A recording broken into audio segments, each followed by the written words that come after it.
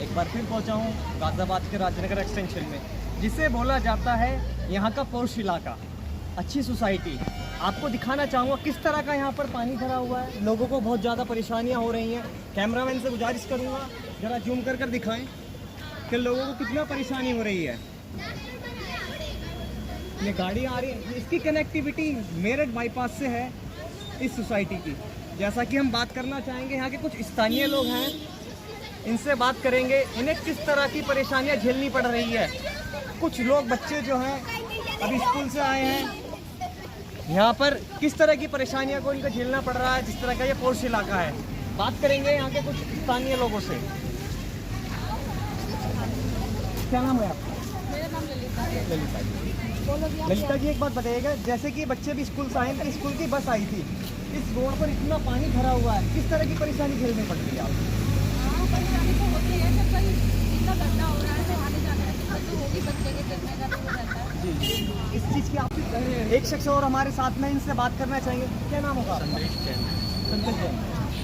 ये जी एक बात बताइएगा, जैसे कि यहाँ पर रोड खराब है, अच्छी तरह क्षतिग्रस्त हो चुका है, ठीक है। इस रोड की कनेक्टिविटी मेरठ बाईपास से है, जैसा कि माना जाता है ये राजनगर एक्सटेंशन बहुत पोर्श इलाका है, ठीक है। इस हिसाब से अगर देखा जाए तो इस रोड की क्या स्थिति बनी है, क्या परेशानी झेलनी पड़ रही है आपको? ये परेशानी तो इतनी है कि स्कूटी लेके निकल नहीं सकते, टू व्हीलर से निकलते हैं तो डर ये लगता है कि कहीं गड्ढे में ना गिरे जी। और रोज होते हैं, डेली एक दो लोग गिरते ही गिरते हैं, लेडीज़ भी चलाती हैं बाइक, स्कूटी, सब गिरते ही गिरते हैं। सारी अथॉरिटीज़ को मालूम है। मैं इसी सोसाइटी में रह रहा हूँ 1 साल से। शाहदरा छोड़ के यहाँ आया था कि ये अच्छा एरिया है, मगर मुझे लगता है दिल्ली ज़्यादा बेस्ट है इससे अच्छा। कम से कम रोड तो ठीक है, गिरने का डर नहीं रहता है। अगर है तो वहाँ पे जाके जो भी प्रशासन है वहाँ पे वो पहले से ही ब्लॉकेज लगा देता है या वायर बांध देता है कि गड्ढा है यहाँ पे, गिरना चाहिए। यहाँ की हालत तो सबसे ज़्यादा बदतर है जी। और इतना कभी नहीं सोचा था कि राजनगर जैसा एरिया, जहाँ पे हम लोगों ने लाखों करोड़ों रुपए में फ्लैट्स ले रखे, जी बिल्कुल,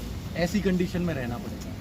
सबसे मैं यही बोल सकता हूँ कि सबसे घटिया एरिया और सबसे ज़्यादा गिरा हुआ एरिया। अच्छा, एक बात और आपसे पूछूंगा, आपने इस चीज़ की कभी कंप्लेंट करी है? काफ़ी अथॉरिटीज़ को हम लोग लेटर दे चुके हैं। अभी हम लोगों ने दिया था डेवलपमेंट को, यहाँ को, रोड डेवलपमेंट अथॉरिटीज़ को, तो उन्होंने बोला बारिश के टाइम में हम रिपेयर नहीं कर सकते हैं, इसका जो टेंडर या जो भी ठेकेदार काम करेगा वो बारिश के बाद करेगा। और अभी रिसेंटली आप मानेंगे नहीं, 6 मंथ पहले ही ये रोड डला है जी। 6 महीने पहले रोड डला है, तो वो अथॉरिटीज़ क्या बंद करके आके सो रही थी जी बिल्कुल कि रोड सही तरीके से नहीं बनाया गया जी। रोड आप जब बना रहे थे तो आपको नहीं पता था कि बारिश में फिर टूट जाए जी। तो आपको ये चीज़ें तो पहले ही चेक करना चाहिए। या सिर्फ करप्शन है कि पैसा खाते रहो, जेब में ठेकेदार के जाए, जो नेता हैं उनकी जेब में जाए जी, और फिर 6 महीने बाद टूट जाए तो फिर से टेंडर निकले, फिर से पैसा कमाओ जी। यही चल रहा है। हम लोगों की जो भी हम हाउस टैक्सेस देते हैं, जो भी डेवलपमेंट टैक्सेस जी, सारा का सारा पैसा बर्बाद है। देखिएगा, हमारे साथ में कुछ लोग और हैं, किस तरह की इनको परेशानी का सामना करना पड़ रहा है। क्या नाम होने वाला? सर, मेरा नाम प्रियंका है और मैं इसके रिगार्डिंग ये बताना चाहूँगी, हम बहुत अच्छा खासा मेंटेनेंस देते हैं सोसाइटी में जी। कोई भी पर्सन है, एक नॉर्मल सिटीजन जो भी घर खरीदता है, सबसे पहले क्या देता है? Basic needs, road, water supply. तो रोड की कंडीशन आप देख ही सकते हैं किस तरीके की रोड है। जो वर्किंग क्लास है, बच्चे सुबह जाते हैं स्कूल बसेस से, बहुत डिफ़िकल्टी फेस करनी पड़ती है। एंड सेकंड, कोई भी कैब ड्राइवर यहाँ आने के लिए रेडी नहीं होता है। और हमने यहाँ पे घर खरीदे हैं सोसाइटीज़ में, हम तो गली मोहल्ले में भी ले लेते घर, फिर क्या फ़ायदा हुआ सोसाइटीज़ में घर लेने का, इतना अच्छा खासा टैक्स देने का, मेंटेनेंस देने का, जब हमें ऐसी फैसिलिटीज़ मिलती हैं, वो भी गाजियाबाद में, कैपिटल के पास होने के बाद। इससे बुरी हालत तो गाँव में भी नहीं होती है, जो विलेजेस हैं वहाँ पर रोड्स हैं। बेसिकली जिसने भी रोड बनाया, मुझे नहीं पता कौन सिविल इंजीनियर है, कौन से स्कूल और कॉलेज से पढ़ के आया है, जिसने इस टाइप की रोड बनाई जिसमें साइड में ड्रेनेज भी नहीं बनाया है। एंड सबसे ज़्यादा डिफ़िकल्टीज होती हैं जो वर्किंग क्लास है, जो डेली सुबह शाम जाते हैं। रोड की वजह से हम अब किसी को इन्वाइट नहीं करते हैं घर पे। रोड की कंडीशन देखेंगे तो क्या बताएंगे कैसे सोसाइटी में घर लिया है। तो बहुत ही बुरी कंडीशन है, जो कि गाजियाबाद में मेरा नगर निगम से अनुरोध है, प्लीज़ आकर के यहाँ पे देखें और यहाँ इसके अगेंस्ट और इसके फेवर में एक्शन लीजिए।